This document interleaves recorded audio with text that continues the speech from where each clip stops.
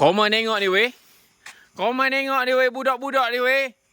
Apa kau mau bawa ni malam-malam hutan ni? Ikan. Ha? Dok, sekarang ni kau bawa apa? Ikan ni?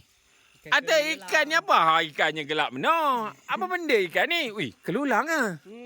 Atau mana kau mau dapat? Nganyut dah. Ha, nganyut. Atau kan bawa je lah kaki daripada tu, tepi tu. Belakang. Aduh, mampus kau ni. Kau ni biar betul budak-budak ni, ha? Pandai ke kau ni? Ish, aku macam tak percaya je kau ni. Kau ni bukan elok perangah. Aja yang kuat berdakwah kau ni. Cik kau ni. Ha, try tengok. Cik, aku nak tengok betul ke ni? Ah, okey, betul kelulang.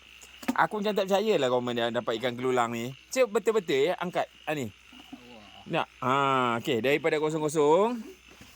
Aku nak tengok. Lama bos. 3 kilo 550. Lama. Atau biar betul. Ha?